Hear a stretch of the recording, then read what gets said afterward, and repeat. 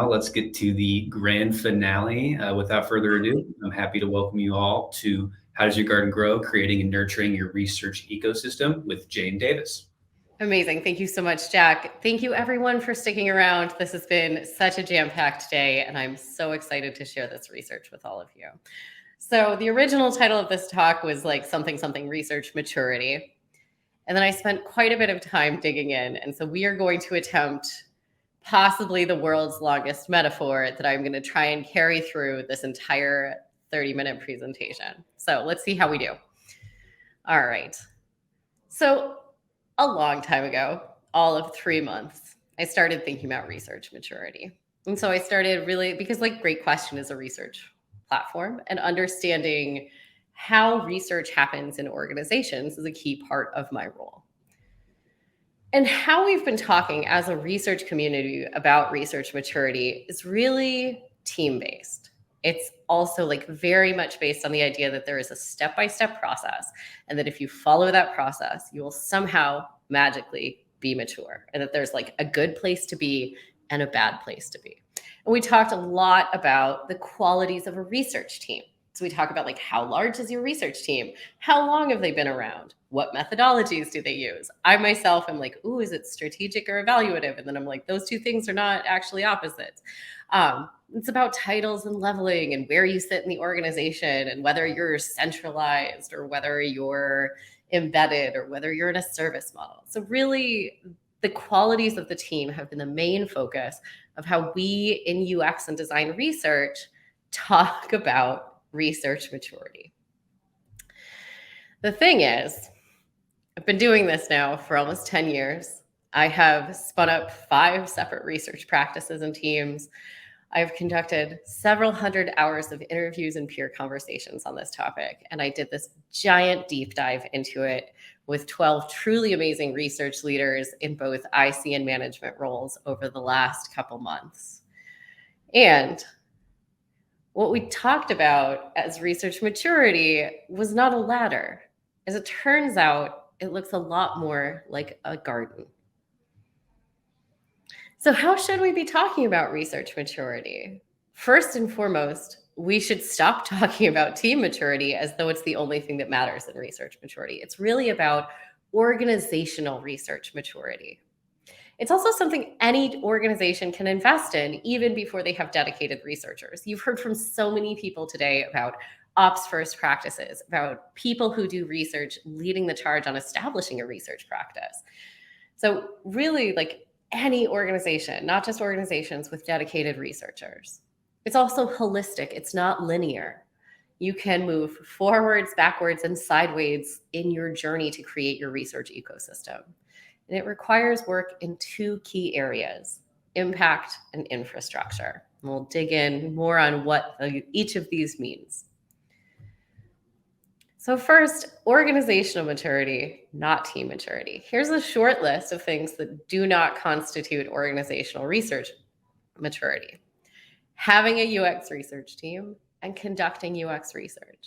Neither of these 2 things can give you an indication of where your organization's research maturity is. It is far more complex than this.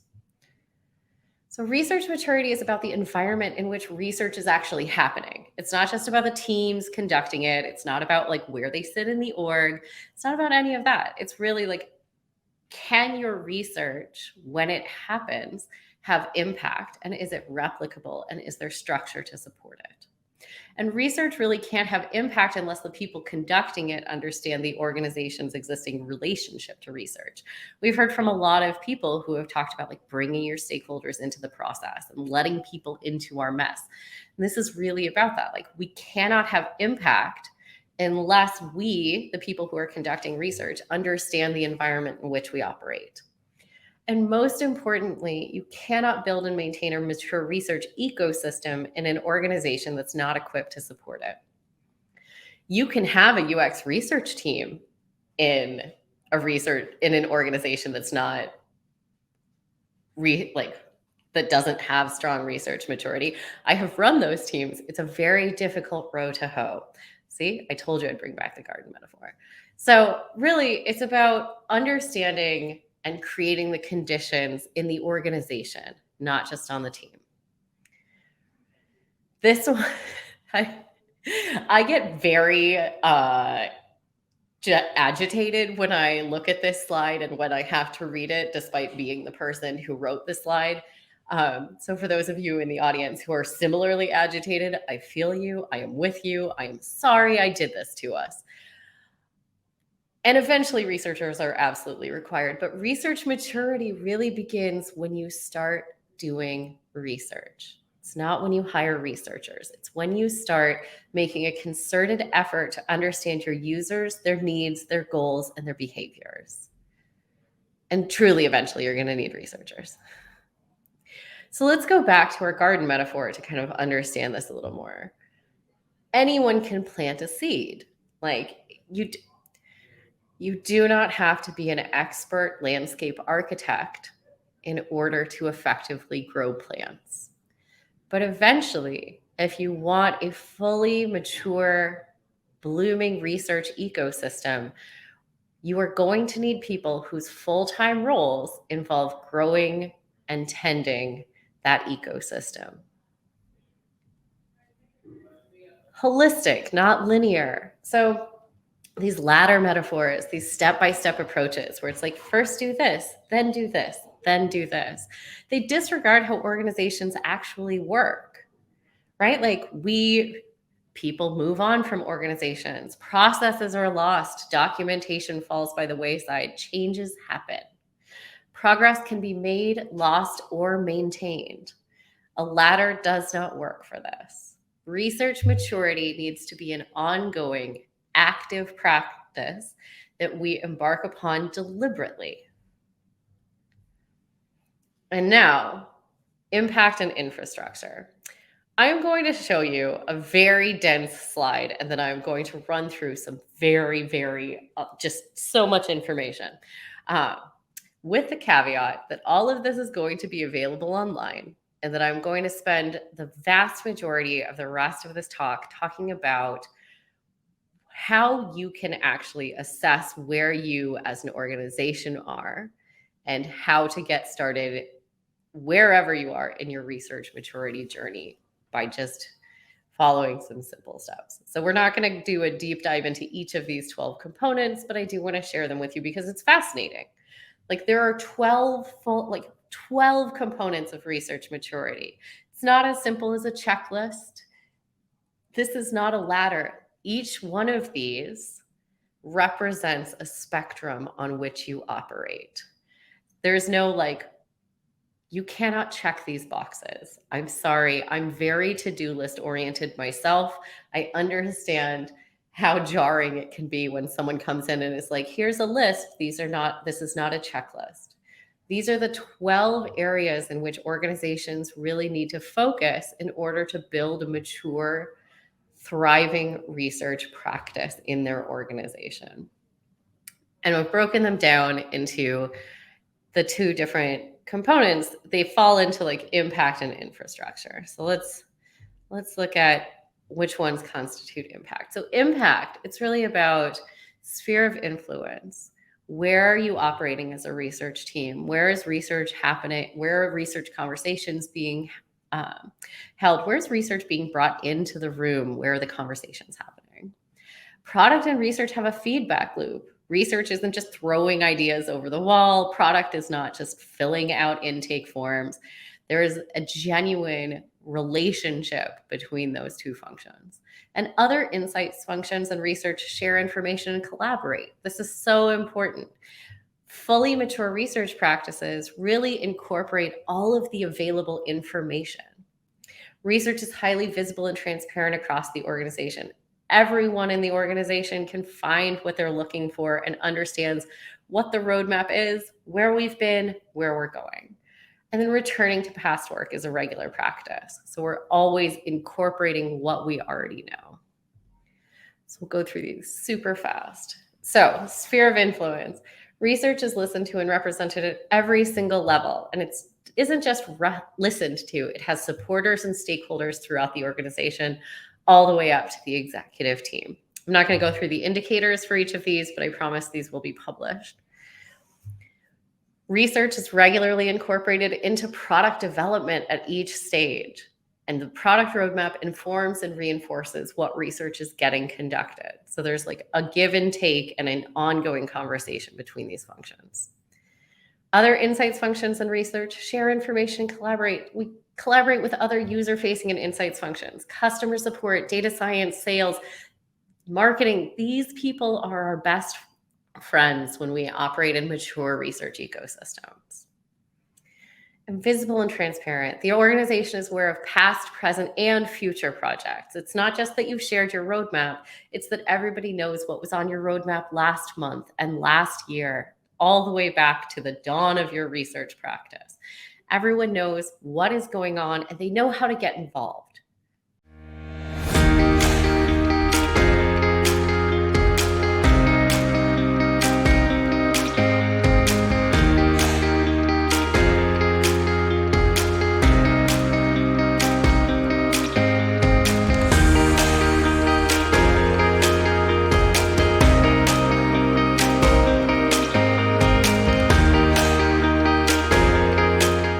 Returning to past work. So many organizations struggle with this, but when you are a fully mature organization, when you've got your ecosystem set up, you're constantly returning to and incorporating existing research findings. When new research is kicked off, finding related research is included in the research plan. It's not something that you do when you remember to do it. It is codified in your documentation and part of how you conduct research. Infrastructure. Oh, I love to talk about infrastructure. I could talk about infrastructure all day, but we've had a lot of research operations people and they have done an amazing job. So I'm not going to go in depth on these either. But let's go through each of these, right? There's some interesting stuff in here and some things that I was personally surprised by when we started learning into them. So research projects are low effort to run, and this is so key. New team members of the organization, not just new researchers, are able to rapidly get up to speed on how the organization conducts research. Diversity and inclusivity of approach and participants. This one came up time and time again for the really mature research organizations. So it's not just that you're using the best fit method, it's that participant diversity and inclusion are considered a key part of the research process, and that the teams conducting research have tools to incorporate that into how they do research. Time and resources are invested in maturing the practice, happening on company time. I want this to be clear. Professional development should be built into how people are spending their time at work, not just what they're doing after work. So team members are able to and encouraged to spend time on process creation, documentation, mentorship, training, and scalability. All of these things are things that don't just belong to a single individual. The entire team should be accountable for this when you've got a mature organization. This one, I don't know if I've ever technically been in a mature research organization when I look at this one. But it is a hallmark, and several people brought it up, and there are some organizations out there doing incredible work in this realm. So research materials, including artifacts and processes, are consolidated. They are findable, searchable, and shareable. This one, I think a lot of us have encountered a situation where it's literally faster to just spin up a new research project than it is to find an old one. It's a heartbreaking moment, and it's one that usually leads to kind of like a reckoning where you're like, oh, maybe we should invest in some operations time. But in a mature ecosystem, it takes the organization less effort to find and internalize this existing work than it does to spin up a new study on the same topic. Process and outcomes have to be consistent and replicable. So findings aren't just high quality, but people are able to use templates and documentation to ensure quality of approach and outcome. And quality control is built into the research process. This is one where a lot of organizations struggle when they start to scale because it's very difficult to identify whose job this should be. But mature research practices have created guardrails and checkpoints, both automated and human, to help everyone conduct research that meets the organization's quality bar that we set in the component before this one. So that was a lot. That was 12 things. That was a dozen of a lot. That's great, right? Those are interesting findings. It's cool to know what research maturity consists of. But this is the last talk of the day. I would be remiss if I did not send you away with something actually useful to do with this. So, what do we do with this? Like, what are we doing, Jade? How are we using this information? What is the point? Let's get started, okay? I'm going to give you 5 steps for getting started no matter where you are. And I'm going to continue to torture this garden metaphor until it obeys me. So, 5 steps for getting started building your organization's research maturity and creating a thriving research garden. 1, you're going to need to test your soil and understand your climate zone. 2, you're going to need to take stock of your tools. You need to identify other gardeners. You need to design your landscape, and then you need to plant your seeds.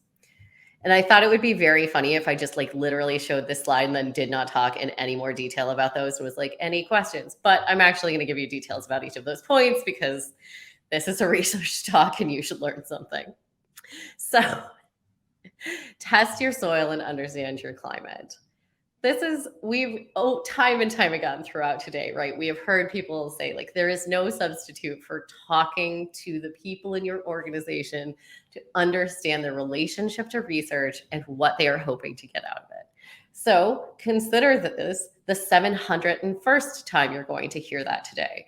Talk to everyone about their relationship to research. You also want to understand how decisions are being made. What kind of data are currently being used and incorporated? What other information is being used in decision-making processes? How is that happening? And if research of any kind is happening, whether or not the people conducting it call it research, do a deep dive into the processes and outcomes. Understand what is happening in the organization. What parts of that do you want to build off of? Like who from there can become an ally. Next, you want to take stock of your tools. And by tools, I mean like your big shed full of things, not just like the vendors. But this is all about what resources you have. What exists that can be useful to you in a research practice? So understand the existing tools the company uses, whether it's a data analytics tool you might be able to get access to, whether it's a documentation tool that another operations team is using. Then understand what it requires to get additional resources. Earlier in the REOPS panel, we talked a lot about like making best friends with procurement. I am going to third that advice. Procurement is your friends. Understand how their processes work and how long it might take you to get additional tools. We're not even talking about like, this isn't decide what tools you want to use. This is what are your existing resources? And embrace bricolage. Bricolage is this wonderful concept. I love it. You find it a lot in literature and art theory. And it is this idea of you do what you can with what you have where you are. It is about creative ways to apply the tools to build something unexpected out of them. So, let's say that you've got a cable and you repurpose that as a piece of rope. That is bricolage. So bricolage is really about using the elements you have to build something larger. So this is really like before you start asking for more budget, for more resources, for more tools, think about what you could build just if you started from exactly where you are. Identify other gardeners, your research best friends, your allies, your people who don't actively dislike research. All of those are people you are going to bring on your side. A thing I used to say a lot at Zoom was like, I'm everyone's best friend. They just haven't found out yet. I want you all to embrace that mentality. So in the same way that you want to know what your resources are, you really need to identify who's going to be able to help you build, grow, and nurture your practice. And here are 3 key people that you are going to want to bring in as fellow gardeners. You're going to need an executive. I know it can be a little bit of a headache, but you're going to need an executive. You're going to need to find someone in your C-suite or below or like VP level who is open to, if not enthusiastic about using research in decision making. You're going to need a genuinely dedicated, enthusiastic sponsor in a leadership role, whether that is like whether you're a manager and you've got a director, whether you've got a fellow manager in a different function, just somebody who has the ear of leadership and executives who can really help boost your profile and like sell the organization on research. And then you're going to need a peer in another function, whether it's design, product. One of my best ever people in this role was an engineering manager at Dropbox who was like truly one of the greatest friends of research I've ever encountered. And I was wildly surprised. He came to me and was like, we need to get engineering involved in research. And I was like, well, this is the greatest day of my life, Scott. So you're going to need a peer in another function who is deeply excited about research. And that's not just because you want other functions excited about research. It's also because you're going to need somebody to support you in this. Like you are going to need someone who can to whom you can vent, to whom like when you have a victory, they are your first call in the company Slack. And then never underestimate the power of just being extremely excited all the time. I understand that this is not like a super fun thing for introverts. I usually, after I have a very excited about research day, have to have a couple days like off in the woods. But one of the most amazing things is really just being amped. Like being super excited to be like, hey, you know what I love? I love research. I did this when I first got to BitTorrent. Like every single day, I just talked about how great research was and how much cool research we were doing because the founder of the company was like pretty skeptical. And 6 months in, he wandered up to me and he was like, I think I might need some research. And I was like, the system works. So truly, if you are the kind of person who can get excited about it in either in chat or in person, like get amped.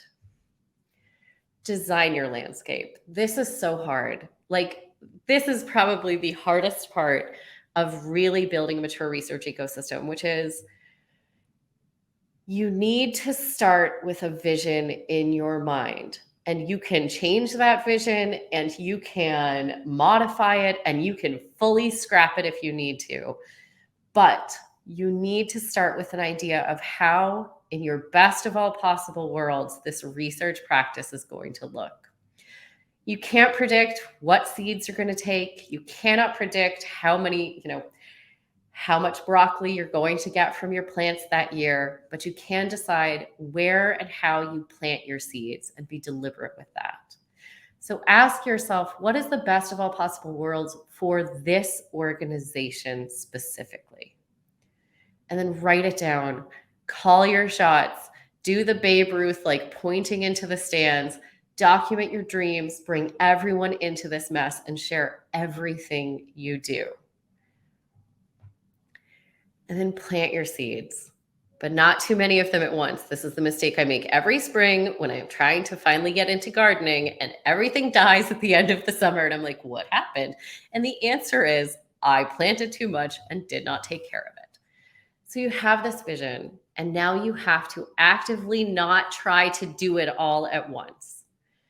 My advice, and this has come up a few times, is picking 2 areas of immediate focus.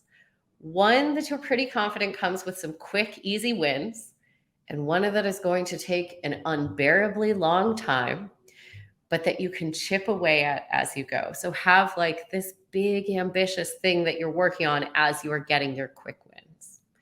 And start from your goals. What do you want to change in 6 months, in 3 months, in 6 months? Like, how will you know you've done it?